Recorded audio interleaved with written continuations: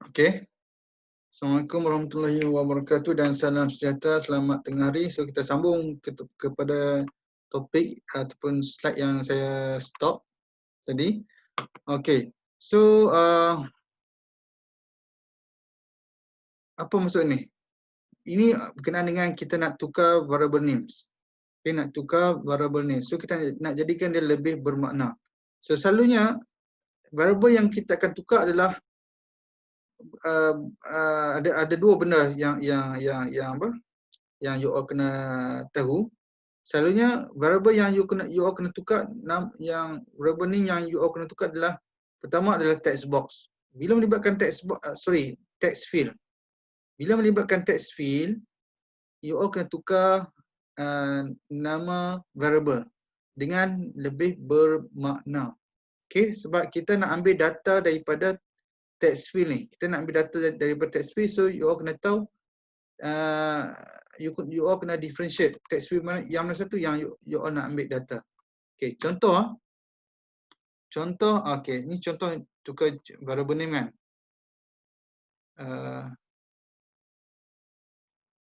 Mana dia?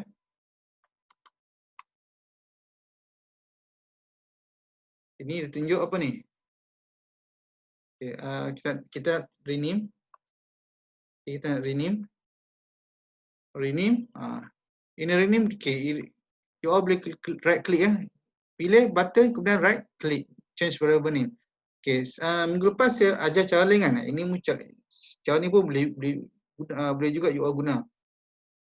Azmira, sekarang ni keluar slide ke?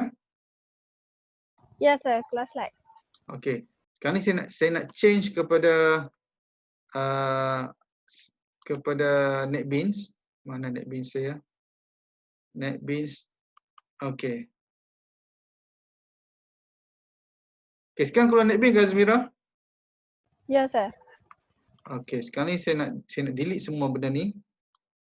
Mana saya delete? Okey. Dia lambat sikitlah bila gunakan NetBeans. Okey. Okey, contoh apa ni? Saya buat semula. You klik. Okey, saya tunjuk ni lah, saya tunjuk lain lah. You pergi default package, right click, kemudian pilih JFrame form sebab kita nak create GUI. Okey, JFrame form. Okey, katakan tadi kita buat nama kelas adalah kita buat rectangle apps, rectangle kita buat segitiga lah, kita buat triangle lah. Kita buat triangle app lah. Triangle apps. Sebelum ni kita buat rectangle app. Okay, rectangle app GUI katakan kita buat finish. Okay. Dia lambat sikit lah you all. Okay.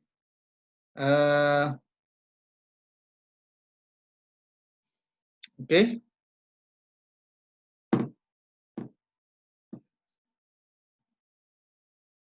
Okay, sekarang ni bila kita buat triangle apps GUI.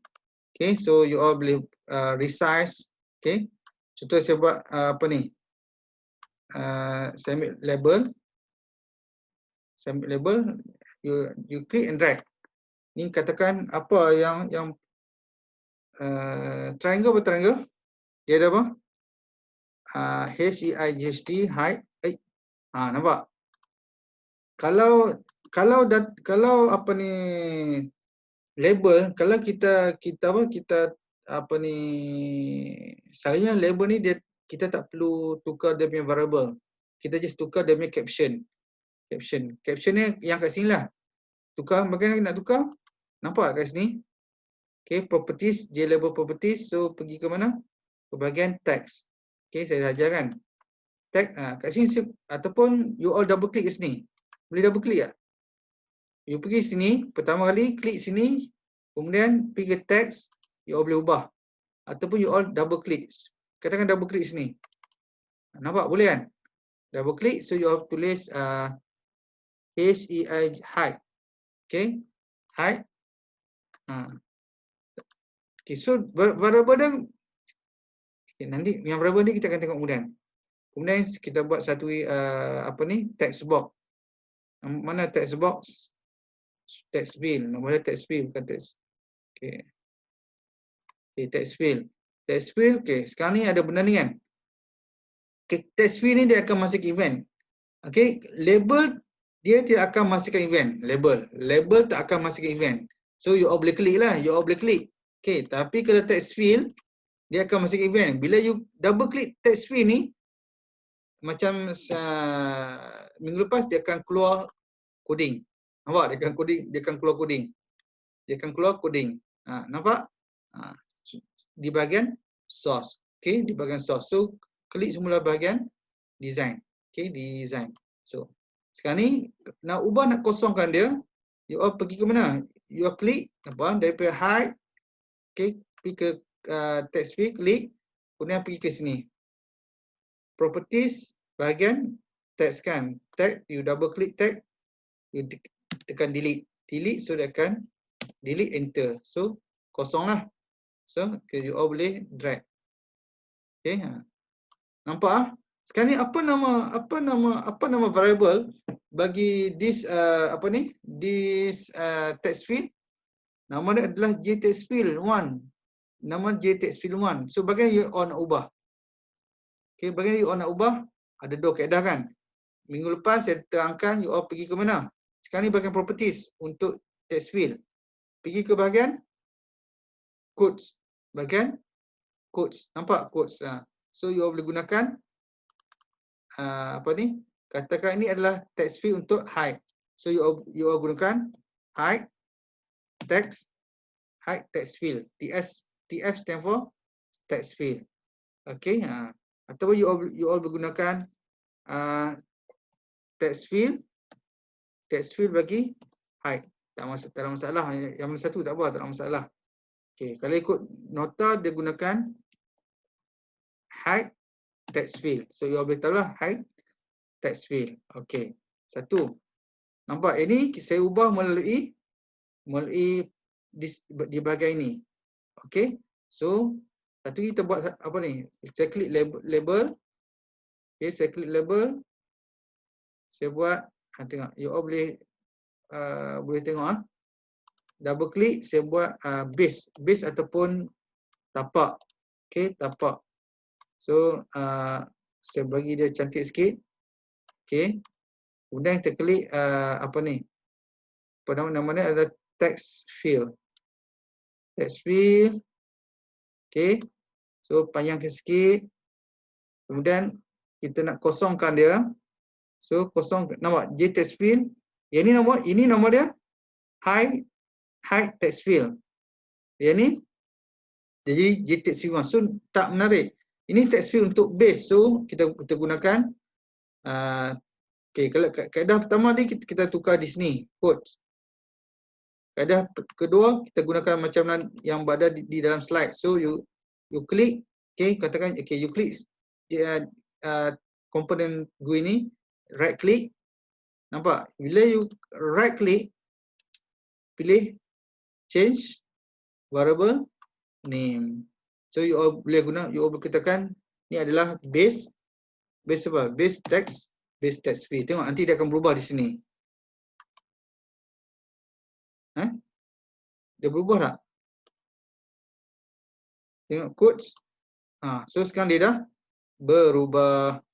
Dia dah berubah. So bagaimana kita nak klik benda ni? Kaedah kedua, you right click, kemudian pergi edit text. So ini hilangkan text field ni. So hilangkan. So dah selesai. Okey. Kemudian height, base, kemudian kita nak kira luas. Luas bagi triangle. So kita buat satu lagi. Nama ni adalah label.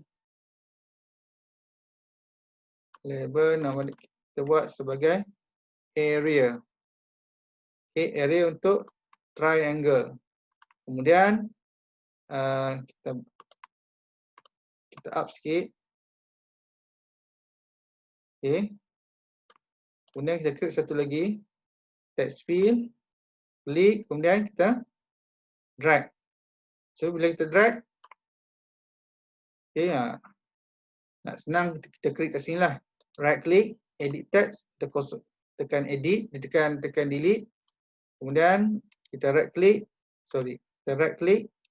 kemudian change variable name. So kita buat ni adalah area, ini adalah area text field. Okay, area text field. So kita tahu. Okay, dah selesai. Kemudian kita nak kita nak apa ni? Kita nak create button. So kita ada dua button lah, ingat. Satu button. Okay, button kita buat sini satu.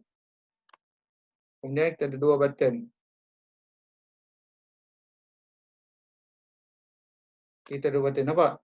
Button ni namanya adalah, kalau kita pergi kod, J button 1. Yang ni adalah J button 2. So sekarang ni kalau saya nak tukar J button 1 kepada compute, so saya akan you all boleh tukar di mana? Okey, contoh kalau kaedah pertama you all boleh tukar di mana? Tukar di sini ya. Code. Kemudian you all buat compute button. Okey, compute button. Okey, enter. Okay, compute button. Nampak dia tukar compute button, tapi teks yang akan dihasilkan sini, you all boleh pergi mana? Ke properties, kemudian pilih teks. Katakan you all boleh compute. Okay, teks ni, compute. So enter. Nampak? Ini kaedah yang pertama. Kaedah kedua yang slide, J button 2. So you right click, edit text, katakan reset. Kemudian right click, change variable name. Okay, tengok sekarang ni nama variable bagi button reset adalah still J button 2. So nak tukar ke bentuk yang lebih bermakna. You akan buat reset button. Okay, reset button. Reset ni adalah jenis button. Okay, so TF stand for text field. BTN adalah button biasa. Okay, nampak? Itu kaedah untuk kita nak tukar kita nak tukar variable name. Okay, daripada nama yang telah diberi oleh NetBeans. So kita dah tukar. Okay, pertama sama ada you right click, pilih change variable name, ataupun you pilih you klik pada komponen dan kemudian you pergi ke bahagian codes. Okay, you all boleh tengok. Okay, ini adalah variable name. Okay, mana-mana lah you all boleh tengok. Okay, sekarang ni saya nak kembali semula kepada apa ni? Kepada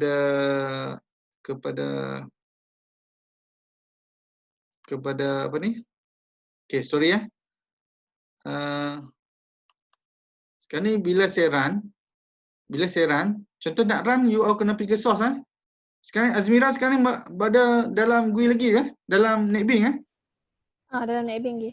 Okay, so kalau ni bahagian design, Kalau you all nak run, kena pergi ke bahagian source, kemudian right click, kemudian pergi ke run.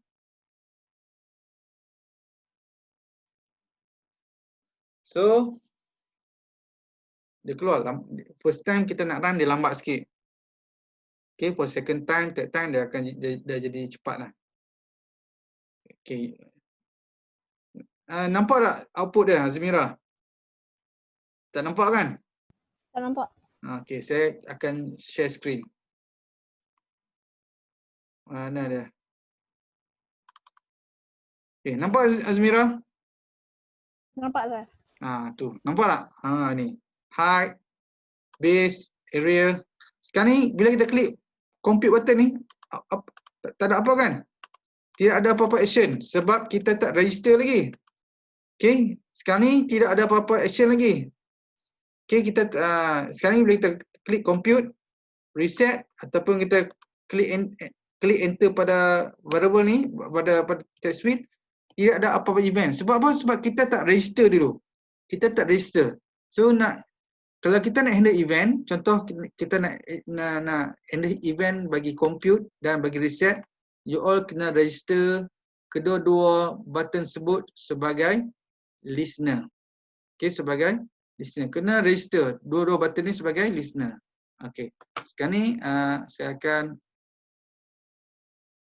akan kembali kepada apa ni? Kepada PowerPoint. Okey. Kepada PowerPoint. Sekarang ni keluar PowerPoint ke Azmira? Ya, PowerPoint. PowerPoint. Okey, cantik. Sekarang ni saya buat dalam NetBeans dulu, tak apa. Okey, sekarang PowerPoint kan? Okey, sekarang ni saya harap you all faham bagaimana you all nak tukar variable name. Okey. Keluar ni ya, keluar slide apa ni? Apa mods? Saya tak pasti ya. Apa dia panggil? Keluar slide mode. Slide mode. Okey, cantik. Okey, sekarang ni ini saya ingat sikit dah okey. Ini pun dah okey. Kita dah buat dah bagaimana buat ni. Okey, so nak BTN ni selalunya kita akan buat naming convention kan. Compute bergantung kepada tulisan yang dikeluarkan ditaip pada button. Kemudian yang di belakang tu akan menentukan jenis komponen. Kalau TF adalah text field. Kalau BTN adalah button biasa. So kita ada button yang lain, ada radio button, chat box dan sebagainya. So yang belakang ni yang akan menentukan. Okay, yang akan menentukan komponen apa yang you all nak handle event. Okay, nampak kalau sini compute BTN, ini reset BTN. Okay. Okay. Kemudian text field sama je lah. Text field ni text field untuk length, text field untuk width, area, parameter. Macam saya buat tadi kan. So you all boleh tengok. Okay, you all boleh pilih change variable name. Tak keluar lagi. Nampak? Okay, ini text field untuk length. So dia buat length text field. Kemudian apa lagi? Sama juga. Dia tukar benda sama. Width TF, area TF, parameter TF. Kemudian bagaimana kita nak handle event? Kita nak handle event tersebut. First, we will make the compute button work by sending the handler to the button. So, kita kena ingat ada beberapa benda yang saya ajar sebelum ni. Dia 3 kan? Tengok kat mana kita buat. Dia 3, 4. Ni. Okay. Button komponen yang kita nak create tak kira lah. Yang pertama, komponen mana yang akan menghasilkan event dan you nak handle, you all kena registerkan sebagai listener. Tengok, button ni kita registerkan sebagai listener. Okay, JBT. Kemudian, yang kedua, kelas yang akan implement event, kelas yang akan handle event, mesti implement jenis action. Sebab sini button adalah action event, so dia akan implement action listener. Yang kedua, ini pertama. Yang kedua, kemudian yang ketiga adalah kena ada method yang akan kita handle event. Kalau action event, so kita akan menggunakan action perform. So ada 3 benda. Okay, 3 benda yang you kena ingat. Okay, nanti kita tengok. Kita akan tengok dalam coding. Coding ni. Mana dia?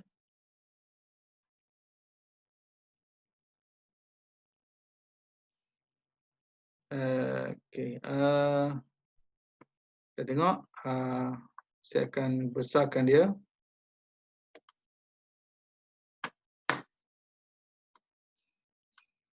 Okay. First we will make the compute button work. Okay. Bagaimana kita nak create event? Nampak? You can click and then you can click button compute and then right click and then pilih action. Action perform. Senang je. Okay. Ataupun you double click. Ataupun you all double click. Saya akan tunjukkan nanti. Okay. Right click, compute. Apa nanti kita tengok dulu. Kenapa dia tak ni? Okay. Okay. NetBeans will automatically add. Okay. Ini yang dulu pada 2-3 tahun lepas, student dia perlu buat benda ni manually. Tapi sekarang ni you all dah boleh guna tools. So guna tool NetBeans, so NetBeans akan buat untuk you. Nampak? NetBeans will automatically add an action listener to the compute button and generate a handler method for handling the listener action perform method. Nampak? Tadi kita apa ni? Kita rename sebagai compute BN kan. Compute BTN adalah compute button. Okay ha. So compute, that's why you all kena tahu dia punya, you all kena tukar dia punya variable ni. Okay, so compute button ataupun compute BTN. Okay, compute BTN mana? Okay, compute BTN. So bila you all buat macam ni, compute dan right click. Okay, klik pada button yang you all nak handle event. Kemudian right click, kemudian pilih event, pilih action, kemudian pilih action perform. Sebab action event akan dihandle oleh action perform. Action perform punya abstract method. Okay, so dia akan jadi macam ni. Compute BTN action perform. So event adalah jenis action event. Nampak tak? So you will be brought into the source code window where you implement the action you want the compute button to do when the button is pressed. Your source code window should contain the following line, which is the action perform method that you need to override.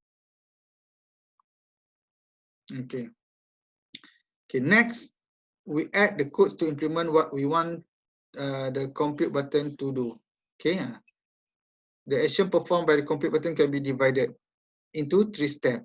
It is going to accept user input. Okay, user input length. Okay, bermaksud kita nak user akan input nilai length. Di mana length?